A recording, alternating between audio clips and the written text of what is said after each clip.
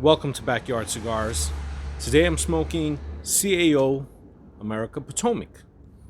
And the CAO America Potomic is a barber pole cigar from CAO that employs Connecticut broadleaf and Connecticut shade wrapper as the two wrappers used for the barber pole. Now, the binder is Brazilian and the filler is from Connecticut, Dominican Republic, Nicaragua, and Italy. That's right, Italy. Something that CAO has done is incorporate tobaccos from all over the world, specifically hard to find tobaccos like the Italian tobacco, like the Peruvian, Panamanian, and so forth. But in this case, it's the combination of the Italian tobacco with Nicaragua, Dominican Republic, and Connecticut. And I believe it's Connecticut broadleaf grade that's being used in the filler. So always something different from CAO. This is Robusto Gordo 5x56. Looks like a small cigar, but it's a hefty cigar. A lot of tobacco in here. 56 ring gauge. You're going to get some good. Now, CAO probably decided to name this CAO America Potomic because Potomac River is considered the nation's river. It is close to an area near Washington, D.C., which also crosses through 4 states that are rich in American history. So it made perfect sense to name the cigar Potomac, America Potomac, especially with our founding father, George Washington's close connection to the area. So, one other thing about the Potomac River is that it's incredibly dangerous to cross. People have crossed it. Robert E. Lee crossed it to attack the North.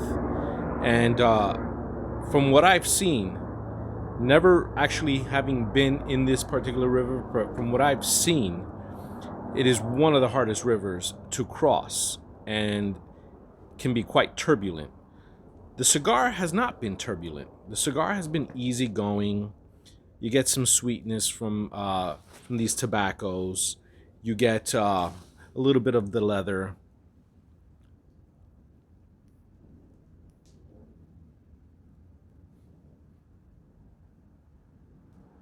Some pepper.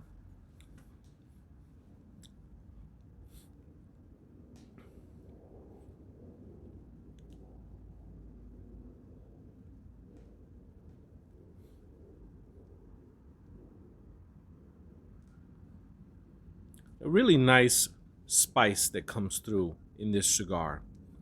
And it's mellowed out a bit because I've had this cigar now in the humidor for a year and 3 months at 65, 66 RH. So these pepper notes are coming in really softly, along with a little bit of sweetness and just an overall smooth flavor, smooth tobacco flavor that is quite pleasing on the palate.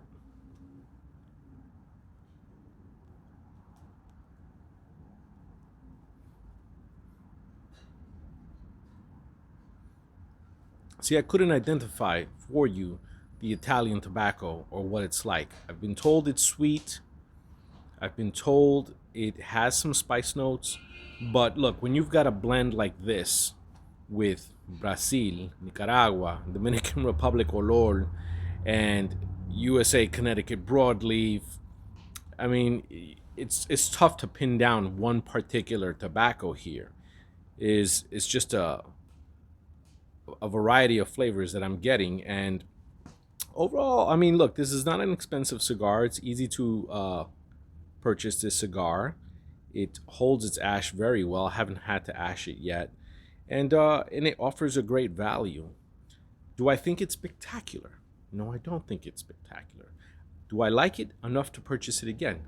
Yes, I like it enough to purchase it again, especially at the price point at which it's offered. The interesting array of tobaccos is another thing that always attracts me to certain cigars, especially the ones in the CAO line. And I definitely recommend it so that you can say, hey, I have smoked some Italian tobacco, and I have smoked it in a blend in a frickin' barber pole. So,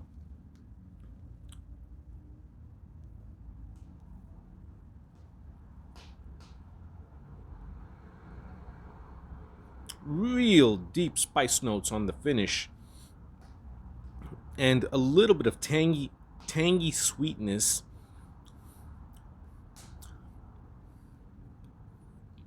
A dry earth,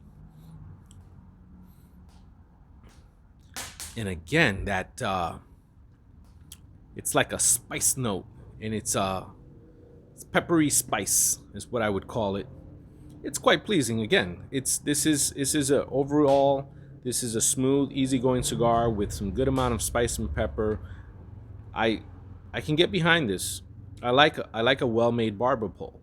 Too many barber poles out there nowadays are just mild or boring, or above all gimmicky. But in this case, this barber pole really shines.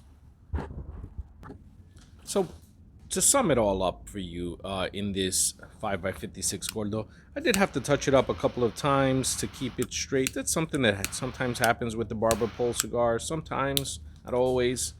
Um, Despite the Five Nation blend, this isn't a funky, crazy, out of this world complex cigar. It's well paced. I mean, it's blended to give it a smooth flavor with some interesting pepper notes. You're gonna get some peppery spice. You're gonna get some mild sweetness. You're gonna get some leather and cocoa here and there. You're gonna get this general tobacco flavor, and it's overall. I mean, for me, I aged it, so perhaps I smoothed it out a little bit. But I like to think that after a year, but this cigar probably hasn't changed too much from what it would be like fresh. Maybe a little less on the pepper, as always. But generally speaking, I think it's just a nice, easygoing cigar, under $10, and easy to purchase. You don't have to go hunting for this one. CAO America.